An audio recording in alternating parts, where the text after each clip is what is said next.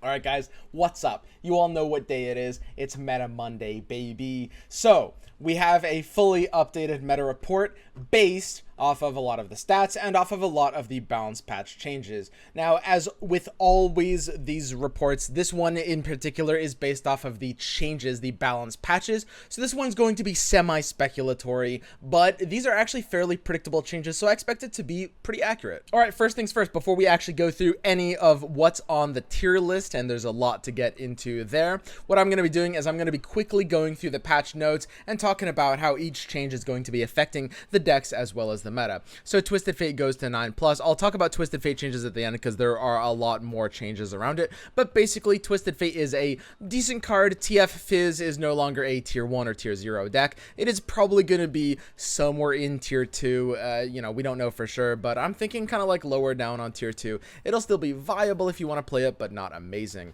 Fiora goes down to a 3-2, which hurts, of course, both mono Fiora decks as well as Fiora Shen. This is a really, really big nerf. Now, you can still play Fiora Shen with Fiora, like you can still run the same decks, but it will feel probably a full tier lower in a lot of matchups.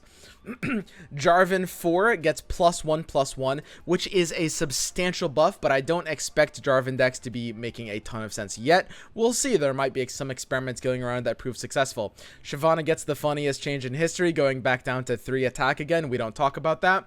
And Lulu actually has taken that point of attack, getting +1 back up. So there's not a lot to do with Lulu either. I don't expect that to change much of the meta. Here are the other two changes that are impacting Twisted Fate. Pick a card is going down to 2 cost, but only gets 2 cycles instead of 3, which is substantially worse for the purpose of Twisted Fate, and Bubblefish goes down 1 attack. So these 3 changes combined means, yeah, TF Fizz will probably be like a tier 2 deck. Twisted Fate might survive in some Swain versions if it's able to have some anti-meta implications, but I don't expect it to be, you know, a great deck that's going to be hitting tier list. Dreg Dredgers gets +1, which will help Deep a little bit, but Deep is still probably going to be a tier 3 deck. And Dreadway goes down to 8 cost, which means you can't use concurrent timelines anymore. There might be some experimentation about using Dreadway with Shadow Isles like Keg Control, or using it with PNZ like Ezreal, but we have yet to see that, you know, be successful. Who knows? Shadow Assassin gets +1 attack, which will help some decks like Encroaching Shadows. Still probably going to be like a tier 3 deck though. Fey Guide doesn't matter. Legion Rearguard does. This is actually a really substantial buff. A lot of Noxus aggro decks are going to be using this card, and you'll be able to see from the tier list there will be a lot more aggro. Sea Scarab is a buff for Deep. There might be some experimentation happening with this card, but still Deep is probably going to be tier 3. Esteemed Terrafin and Callous Bone Crusher pretty much don't change anything. They're two kind of like bad Shurima cards that aren't really even made good from these changes. This one's big. Aphelios weapons all go to 3 mana, which is gigantic. Basically, it takes Aphelios from like a tier 0 champion to like a tier 2 champion. He will still maybe see the light of day with some decks, but this is a really, really substantial nerf, and honestly very deserved in the case of Aphelios. He will see some experimentation, but I don't think we should be seeing too much of him for the next little bit of time, even considering the fact that, you know, Gifts from Beyond is now 1 mana. Veiled Temple gets touched up as well, which means we won't see it in like Lee Sin versions like some were experimenting, and that's pretty much it for the balance changes. So, what does that mean for the meta? How are things going to be looking? Well, the first thing, I'm going to talk about like the broad strokes of the meta a little bit, and then we'll get into the specific decks that I'm recommending, the tier 1 and the tier 2 decks. The first thing is that, you know, obviously TF and Aphelios that were dominating the meta for so long have effectively gone away a little bit here, and that clears up a lot of room. What this means is I think we're going to end up with a very, very aggro-centric meta. Watcher Combo Control is going to be a good anti-aggro deck. Lee Sin will somewhat take over the meta in a really impactful way, as a lot of top players are all agreeing, which basically just is because TF was holding the deck back. So a lot of aggro, a lot of like Noxus aggro, as we can see here, is expected to do very well. And I actually have very high hopes for Lucian Azir scouts as well, because it's pretty good into both, you know, Lissandra control as well as Lee Sin Zoe. I think it does pretty decently against. It's going to be a little bit awkward against the actual just raw aggro decks though, because as a slower aggro deck, it doesn't really have as much of an ability to race you down. Mono Fiora is no longer on the tier list, and Fiora Shen takes a dive for the first time ever. I'm actually fairly happy putting it in tier 2. Now, more on that later. Demacia should actually be fairly well positioned right now, and if it takes some modifications, maybe like some new versions will come to light that will, you know, take the old concept and make it tier 1 again. Very, very possible. Still a solid deck. Doesn't get hurt, like, you know, insanely badly, but a fairly big blow to the deck overall. And that's it. That's kind of like the broad strokes of the meta in a nutshell. For the most part, it was pretty much a nerf heavy meta. There's like almost no real buffs happening here in any sort of substantial way. A lot of the things, like for example, Deep is still almost certainly going to be a tier 3 deck. It has a shot at being tier 2. It's not impossible, but it certainly won't be an amazing deck by any stretch of the imagination. For the most part, this is a good patch and it's doing a lot of things right, and the nerfs are successful, but we're going to be seeing kind of like the old tier 2 decks are kind of mostly going to be the ones filling in the gap and replacing the old tier 1 decks. And now we can go ahead and get into the actual specific deck builds that I've updated everything to, because as you guys can see, you know, whenever I update the site, hey look, last updated March 31st, that's today. So whenever I update the site, I not only change around the tiers and add some decks and remove some decks, I also update every single card in every single deck. We go through all 40 cards and I go card by card and make sure that each version is the highest win rate version possible based on a lot of what the stats show, as well as some meta extrapolation and some just like talking with a lot of other top players. So I'll be getting right into it. You guys know the drill by now. We're going to go through all the tier 1 and tier 2 decks and discuss in detail some of the specific changes and some of the specific reasons, as well as talking about how well the decks are doing in stats, if it's something that, you know, we have real stats for. So if you guys are interested in net taking any specific versions of these decks, if you guys want to play these decks out for yourself, make sure you head to the site and don't just net deck them from the pictures in this video, because A, it's a lot easier. I'm putting the link in the description so you guys can head over and get the updated versions.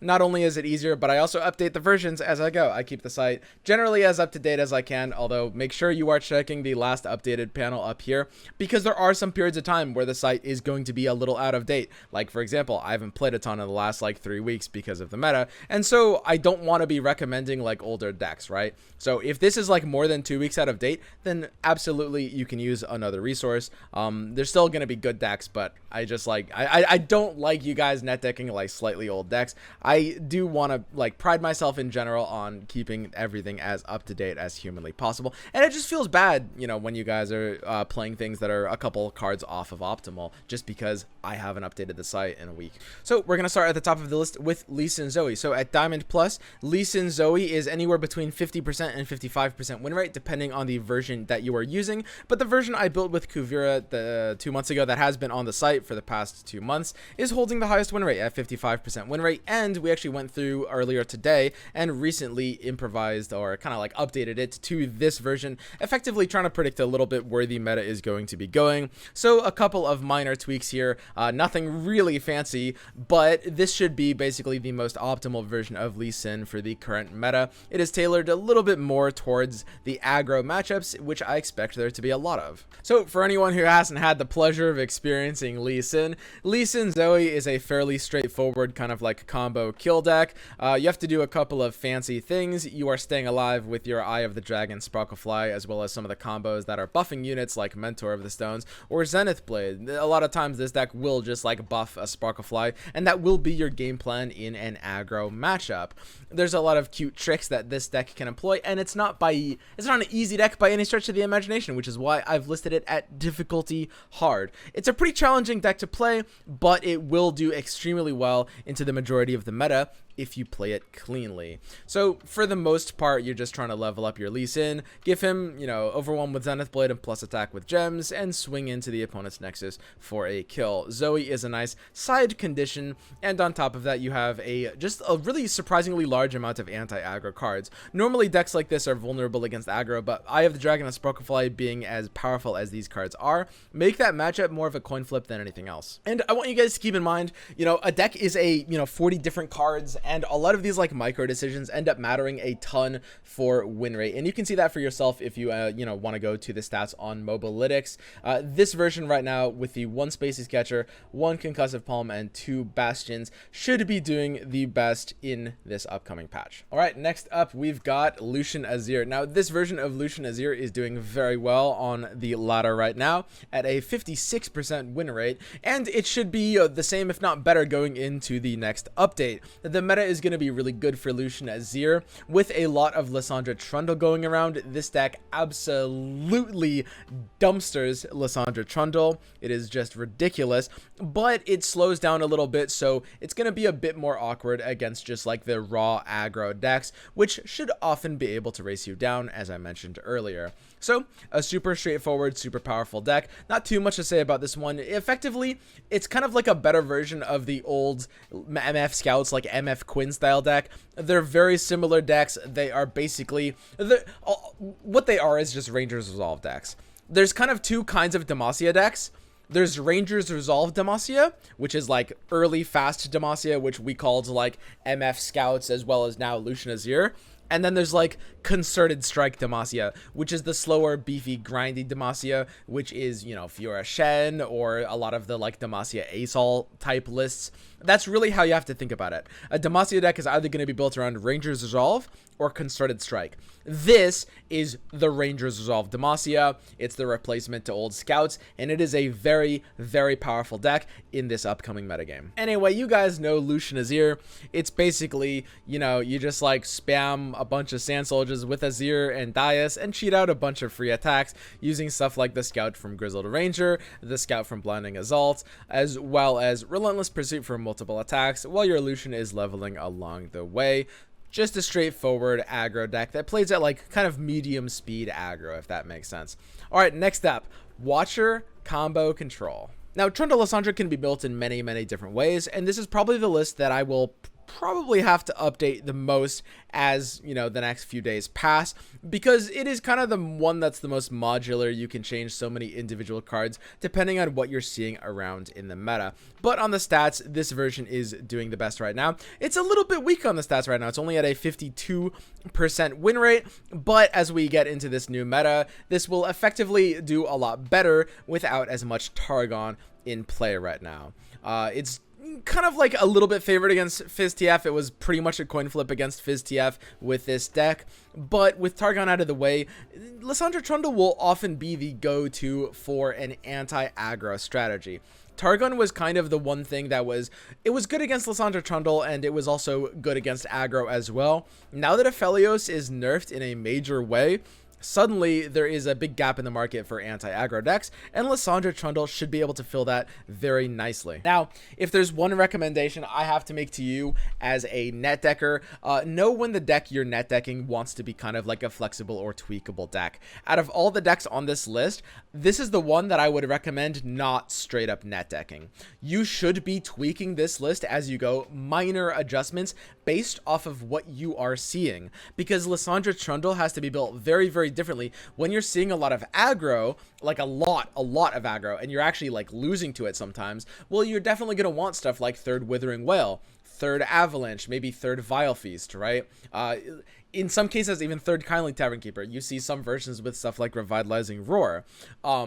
But if you're facing a lot more of the mirrors, well, then you're going to want to cut down on those tools and go in deep for stuff that helps you a lot more at accelerating your game plan, at giving your game plan more reliability. Reliability, like maybe even like Avaros and Sentry can help out, right? Just like ways of making sure you are drawing your combo more reliably and getting it off. As you can see from this version, it's teched a bit more against mirror than against aggro, but I might be changing that in the next few days. The reason why this mentality is really important for you guys is because the thing is, in card games, everything is situational.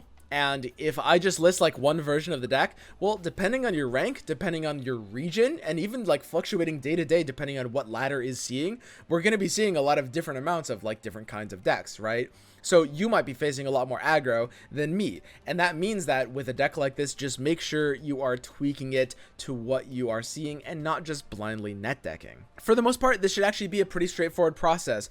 It's pretty simple to just kind of like look at, you know, what the different components of the deck are and realize whether the, you know, the sweeper cards that are helping against aggro, or the consistency cards like Entreat, the third Catalyst of Eons, the third Spectral Matron, stuff like that. That's a lot more mirror tech. So just make sure that you're making those adjustments. Another thing is that it is pretty tricky. A lot of people have difficulty playing like any deck in the like hard control area. I always list these decks as hard on my website. And the reason being, a lot of people aren't comfortable, especially when they're newer to the game, at taking reactive play patterns and taking passes.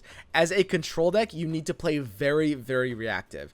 So that's this deck in particular. You should be passing at the start of most of your turns. I see so many people, literally, this deck on Mobalytics, every time there's a Shadow Elves for your deck, its win rate is always dragged down by like 5%. That's like 2 tiers, just because a lot of people aren't comfortable taking these passes. And you'll see this in like lower to higher ranks. There's like a big difference because you need to play reactive. Your opponent should be playing before you on most turns.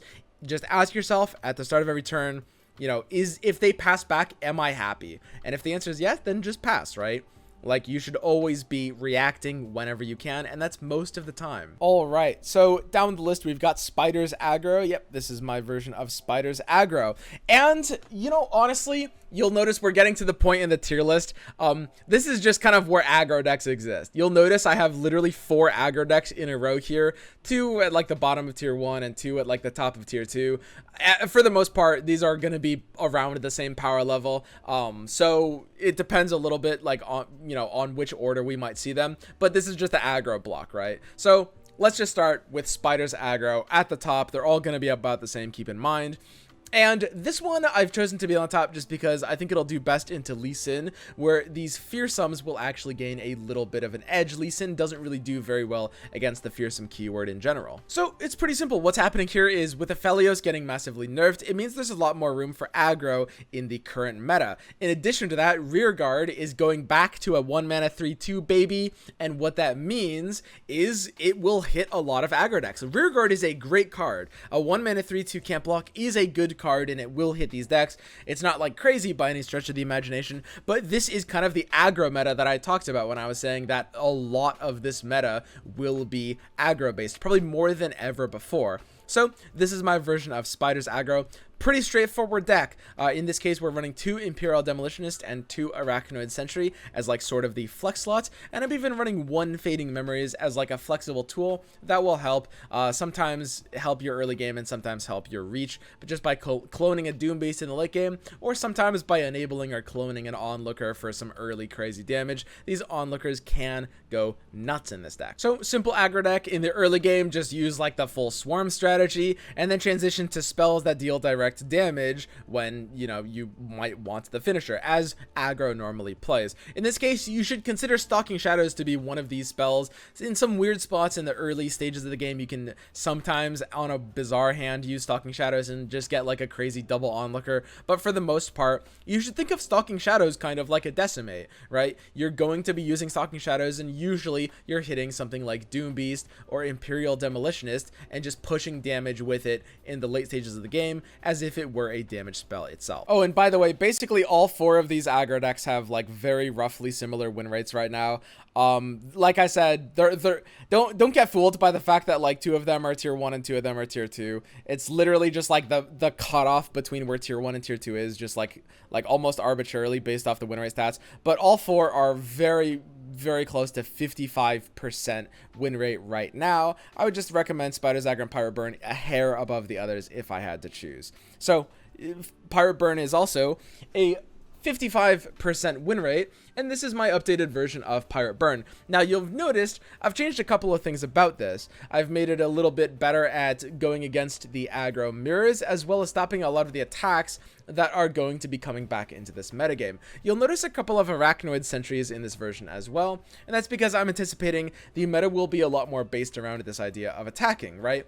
When you think about it, with Aphelios going away in a major way, Aphelios was holding back a lot of units that just kind of wanted to be able to attack, right? And there were many like other things happening at the time, but for example, stuff like Lee Sin wants to be able to attack, right? Stuff like Overwhelm will actually be pretty decent, and a lot of aggro. I mean, aggro mirrors are pretty dominated by Arachnoid Sentry. Like, imagine you're playing a mirror of Pirate Burn. the opponent plays Gangplank and you play Arachnoid Sentry, well, you're very happy. So I think Arachnoid Sentry, now that the meta has shifted into kind of like a little bit more of an attack-oriented meta in a lot of ways, I'm very happy slotting these in for the mirror. And as you can see, we've replaced the 4th 1-drop, which was Blade Squire, with Legion Rearguard. This has a special bonus in Gangplank because Imperial Demolitionist wants to be able to have as many 2-health 1-drops as possible, and Rearguard brings us up to 9 1-drops, all with 2 or more health, which means Demolitionist has a great time in sometimes helping level your Gangplank. The one tricky thing with this deck, and this is a very straightforward aggro deck, the one tricky thing we're going to want to keep in mind is sometimes thinking about our Gangplank level up condition. Sometimes you'll have to like use your Imperial Demolitionist or your Grenadier's block on a weird turn just to try to get a damage trigger on the defense turn for Gangplank. And you'll also notice this version of the list isn't running Jack or Fiora, and that's because I don't expect them to be as good in this kind of metagame. I mean, when you think about it, Fiora is no longer helping a ton of matchups right now. Fiora was largely an anti-Targon card because Targon doesn't put any pressure on, and it's a great way to be able to get like a lot of reach, which you'll need against Targon, but with Aphelios a little bit more out of the way, then we don't need like a crazy amount of reach anymore, and in aggro mirrors, we just want to be able to race them down. So, you know, naturally, this is what the kind of changes that we make in, you know, preempt for that. Next up, we've got discard aggro. Now, discard aggro doesn't see much change. Currently, I'm still on, I think I'm like 1 card different from the old version of the list, and I'm still on 1 survival skills as well, which I found pretty great. So, discard aggro, it's the same discard aggro. This is probably the one aggro deck that might not be able to use Legion Rearguard. Now, Rearguard might be able to fit in instead of Saboteur. It will be close. It depends a little bit on like whether you're worried about 1 damage pings or not. But for the most part, discard aggro is the same deck. Now, discard aggro is a very fast aggro deck. I really want to talk in this video, you know, because this is all about like understanding the meta and understanding like the different counters to things. Discard aggro, as you can see from this description, the most explosive aggro deck in the game. Discard aggro is an extremely fast deck that if you get cleared, you know, you run risky things like Vision and Crowd Favorite that are very sweepable, and because of that, you're very vulnerable to decks like, you know, Watcher Control combo, like any sort of Avalanche type stuff. Discard is always the most vulnerable against those, and its backup plan is the Jinx finisher, right? If everything gets sweeped, then you go into Jinx, which is fine, and that sometimes does work against Lissandra Control. But discard aggro is basically the fastest version of aggro in the game, and because of that, it is usually very well positioned to win aggro mirrors. Because of this, if there's a lot of aggro in the meta, I might have to swap it up to one of the tier 1 aggro slots because it is good at taking down mirrors, but it's a lot trickier to play than other forms of aggro. Like, I almost want to make this like a hard difficulty deck. It is deceptively hard to play if you want to play it to like a really high skill level. There are a lot of like crazy decision points you will have to consider, despite, you know, it having a pretty high skill floor. So for the most point, that's discard aggro. It tends to be good against aggro mirrors because of the ability to race things down, but it's more vulnerable to counterplay as the trade-off. Now, on the opposite side of the spectrum, we've got the 4th aggro list of here, the 4th Noxus aggro list, which is Burn aggro. Now, this looks very similar. It's another aggro list. It's also PNZ. It's also Noxus. But in terms of like different aggro decks, they could not be more different, right? And again, I really want to stress this because I actually have seen a lot of people asking questions about like matchups, like how do I know what matchup is favored, Swim? Because if we're talking about meta, I have to be talking about matchups and how functionally decks are going to distinguish themselves. So Burn aggro is back, and it's back with a vengeance, another consequence of Targon losing a little bit of ladder share. Now, Targon's not going to be gone completely, but they are losing some amount of ladder share. And what that means is Burn aggro is pretty well positioned. Another 55% win rate deck. And in this case, it's the exact opposite of discard aggro. This is a deck that's much harder to shut down with the trade-off of being slower than other aggro decks. So while discard aggro wins aggro mirrors typically, Burn aggro will often lose aggro mirrors, and that's part of the reason why it's low down on this list, because I don't know if it'll do well into other forms of aggro. Don't get me wrong, it's like 45-55, it's just like slightly unfavored into other aggro mirrors, but it's enough to be noteworthy. But the trade-off is we don't play for the board in this case. We're just trying to run, you know, damage spells at our opponent. Burn aggro, for those of you guys who haven't been able to experience the majesty that is burn aggro, this is the ultimate count to 20 deck. All you need to know is this deck basically abandons ownership of the board on like turn 3 of the game and then just starts jam fisting spells into the opponent's nexus, one at a time. Now the trade-off here is you're slower, you get raced down, but against something like Watcher combo control, unless you're against a version that has an insane amount of heal, like straight up the Rekindling Roar version, burn aggro will do paradoxically very well into Lissandra Trundle control.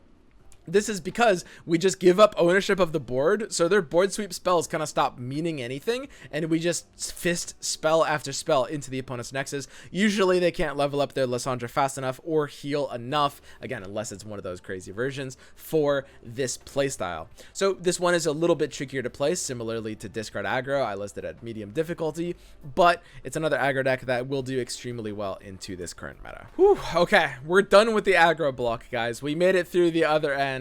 And now we can get into other actual kinds of decks. Interesting, right? All right, Ashe Lebonk. So I've actually updated this a little bit. Haven't changed a ton because, I mean, it's still an Ashe deck, but it's a very well-positioned tier 2 list. You guys have noticed that it was actually lower on the tier list before. Now, Ashe Lebonk is actually looking pretty good. High tier 2. Super solid status for Ashe Lebonk. Now, we don't know exactly how this will turn out. This is one of the ones that I might end up bumping down because it famously doesn't respond super well to aggro, but it will do well into the other fearsome things in the meta, like for example Lee Sin, and depending on a version can actually be surprisingly solid into the Lissandra Watcher combo as well. So this is a classic mid-range deck, which means it has the ability to slow down and play for the board, play flexibly at different speeds. We're just trying to play for high value units by just, you know, playing big unit after big unit while using our spells to kind of aggressively like control the board, kill opponents' units with stuff like freezing into Culling Strike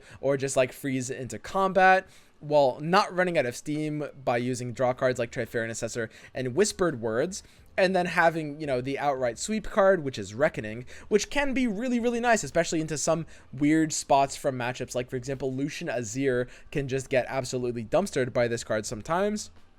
And ultimately looking to finish the game with something like a leveled Ashe or just outgrinding the opponent in the resource game. And Leblanc's actually pretty great in this deck. Most importantly, the reason Leblanc works in this deck is because of Freljord's ability to protect her, really. It's just Troll Chant, and even in some versions are still running like 1 or 2 Elixirs of Iron, which is not bad at all. But just the ability to make sure, you know, your Leblanc's 2 health stat line is protected. Also, you know, the Leblanc Mystic Shot meme, well, Mystic Shot is more out of the meta than ever before right now. Okay, next up, we've got Lebonk Sivir coming in a little bit lower. They're actually fairly similar decks in some ways, but this one plays for kind of like a more aggressive style mid-range, whereas Ashe Lebonk is kind of like a bit of a slower mid-range. This one plays at potentially a very fast speed. Now, you guys will notice one thing immediately about this list, and that is we're not using the new card Callous Bone Crusher.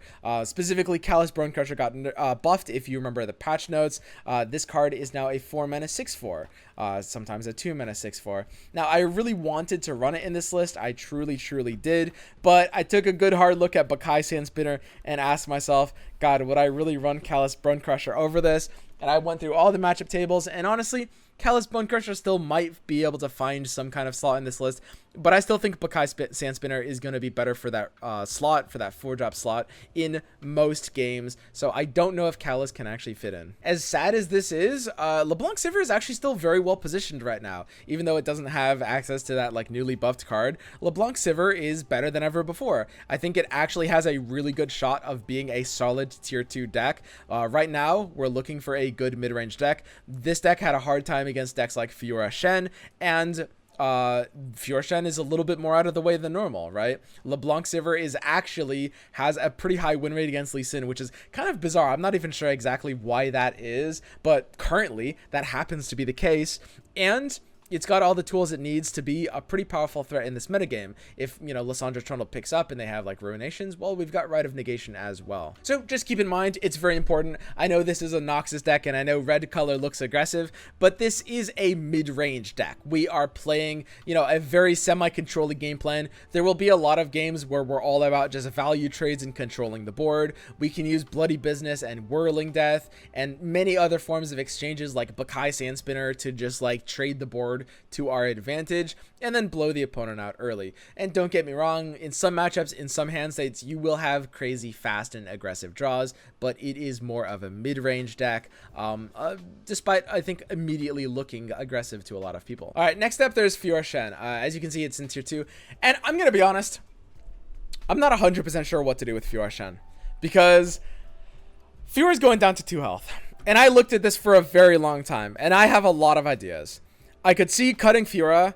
Kuvira really wants to replace Fiora with Laurent Protege, which at that point I would swap a lot of things around. I could literally see replacing some copies of Fiora for more tasty Fae folks. There's a lot of different things that can be done with this deck.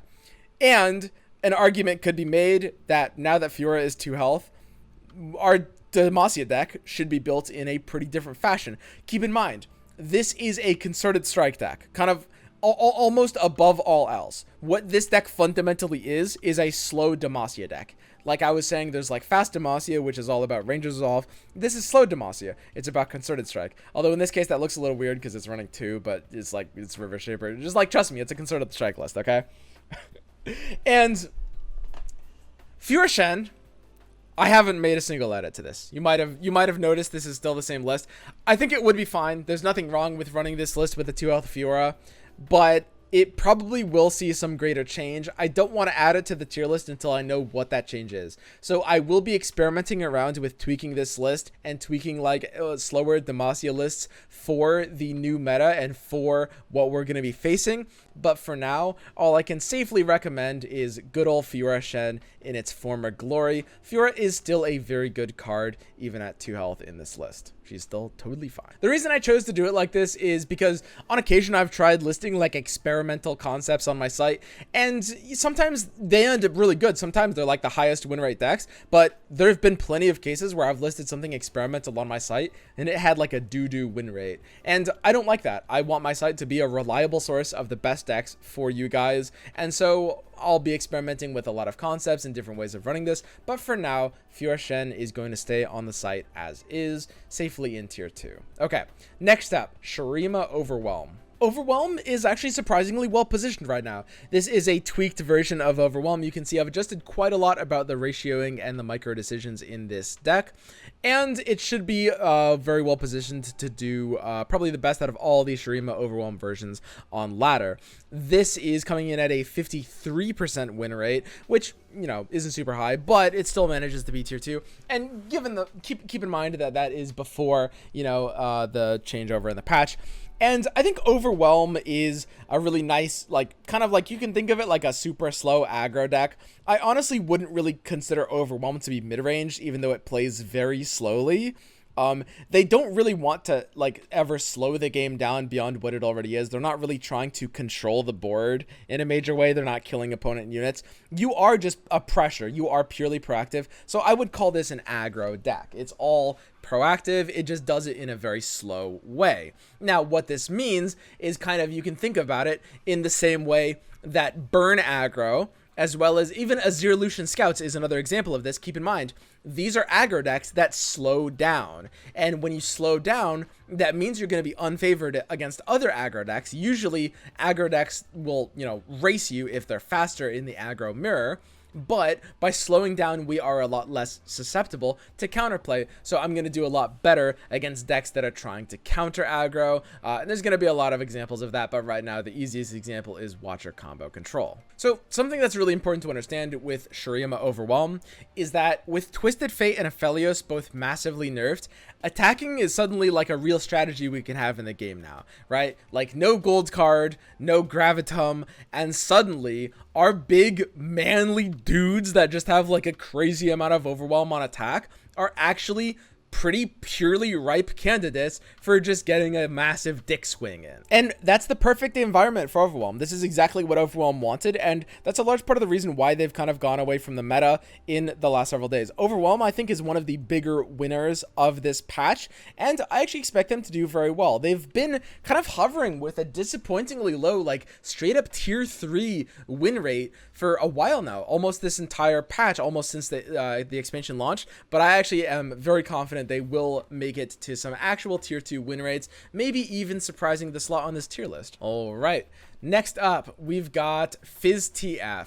Now FizzTF, as you guys can see, I've listed it at the bottom of tier 2 now. It is, overall, it's still a functional deck, and it also hasn't really changed much. Despite all the nerfs, you would still run it basically the same exact way, like all the same cards, like you do still run. Burblefish is still good enough in the deck as a 2-1, but this deck does get hurt by this. Keep in mind, like, okay, I'm sure there's at least some of you guys that are thinking, oh god, but so FizzTF was like a tier 0 deck, so, you know, surely these nerfs can't make it like that bad, right? And like, honestly, I would actually call FizzTF a tier 0 deck in the right hands. If you're playing against like a Masters, like a high Masters level FizzTF player, it's absolutely tier 0. It did have a very good win rate on the stats. I don't think there's any disagreement there. The thing to understand is, like, they straight up did quadruple nerf it, like, and all these nerfs do like matter and add up. The fact it looks like a triple nerf because they nerfed like Burblefish and pick a card in the Twisted Fates level up condition, but like, pick a card is a 6-of in that deck because it's also Twisted Fate's champ spell, and like that's a big, like, they've nerfed effectively 4 of the cards in the deck, like 12 of the 3 of slots in that deck, right? If that makes sense. That's a big nerf. They do feel that, and yeah, I'm pretty comfortable putting this in tier 2. Now, it might be a little bit higher than the bottom of tier 2. We'll see. It might also be even a bit lower than that, but it will feel this, like, this is a fairly big blow to the deck. I don't think it will be a tier 1 deck anymore. Okay, so now we can get into the tier 3 decks. Now, keep in mind, tier 3 decks are defined as 50 to 52% win rate at high ranks, and I know a lot of people are like, well, the 51% win rate and 54% win rate aren't really fundamentally that different, right? It's just a couple percent points. Like, what's the big deal? The big deal is, like, I mean, when you look at it like that, it doesn't look like it is really changing much. But keep in mind, a 54% win rate will climb 4 times as fast as a 51% win rate. That's a big deal. Right, and I added these like little comments here saying, like, you know, if you main these decks, I, you know, extrapolated off of some stats and I gave like estimations. So generally speaking, like tier 1 decks will climb you in this case almost twice as fast as tier 3 decks, although to be honest, I might have to like go and reestimate that because it might be even faster than twice as fast as tier 3 decks. It's hard to generalize because it really comes down to a case-by-case basis, but my point remains. Keep in mind, these are tier 3 decks. I list them on the site. They might not perform super well because mostly these aren't decks that I would recommend to climb with, but they're decks that are pretty good. I mean, they are workable and they can be decent off-meta picks. Tahm Raka. So Tahm Raka actually might exceed this ranking. Tahm Raka I might be about to bump to tier 2, but it really depends on a lot of factors. And most importantly, it is a very hard deck to play. Now, if you're looking for a deck that's really unique and, you know, you have like, you want to be like a big brain kind of like combo-y player, alternate win con kind of guy, I think Tahm Raka is actually a pretty understated deck right now. I love it. Like, if I wanted like to just grind out that kind of like a game plan, I would play this deck a lot more. It's a lot of fun and there's a ton of opportunity for like skill expression, and it's really not bad, right? I mean, it's still at least on this list, right? Like, it's still a winnable deck. So similarly to Lee Sin, against Aggro, you have a couple of cards in your deck that are going to bail you out big time. You are going to lose to Aggro in a lot of games, but as soon as you draw Broad back to Protector, suddenly that loss turns into a win. So it balances out at pretty close to 50-50 against Aggro. Should be pretty fine. Soraka Tahm Kench is a deck that can outskill a lot of decks. You just need to make sure you are sticking your engines on the board. Keep Soraka, keep Tahm Kench in your mulligan, and just play proactive cheap cards while getting closer to your win condition and keeping things alive with Starspring. And make sure you play this reactively. It's sort of like a Fiora deck where you need to make sure you have mana to protect stuff, right? Like, don't play Tahm Kench if you don't have the mana to protect him, and make sure you are committing your mana after your opponent in general. Then of course, off the balance patch notes, I mean, there are people talking about running Dreadway in some concepts. As I was saying, definitely candidates for this are decks like Keg Control with Dreadway. Now that it's an 8-mana card, just dropping this on turn 8 can be pretty terrifying, and there's a lot you can do with that. I am not personally like super high on like, you know, the competitive implications, but the potential is absolutely there. So Dreadway is another concept that people will be experimenting around with as well. I might give Shadow Assassin another try in Encroaching Shadows, see if I can make a tier 2 deck out of that. But honestly, it doesn't do very well into an aggro meta. So Encroaching Shadows, as you guys might have mentioned, as you guys might have noticed, I removed from the tier list. It was a tier 3 deck, and it doesn't do well into aggro meta even so. And those are kind of like the big points of experimentation off of the patch notes. There's not going to be, you know, much room for a Lulu or Shyvana. Unfortunately, Jarvan is the last Bastion. He does have a little bit of a chance, and there will be some experimentation with Demacia decks trying to see if they can fit Jarvan in yet again. And those are the potential cards and potential concepts decks that might see experimentation, decks that might be rising in the ranks for this patch. So pretty cool. Overall, a pretty nice patch. I do wish there were a couple more buffs, but they did the nerfs pretty well, and there will be a lot more diversity off of the back of those. Keep in mind, if you guys want updates on the decks, I will be updating these decks as I go. I do try to keep the decks as updated as possible, and every card really does make a difference. Like, deck building is a very kind of like precise thing, and swapping like individual cards will make a big difference, very, very noticeable. So make sure you are checking back and keeping things updated. I don't monetize the site in any way. I don't run ads. It's just purely a resource that I made for you guys to get the best decks possible. All right, that's going to be it for me for this Meta Mondays, and I'll see you guys next time.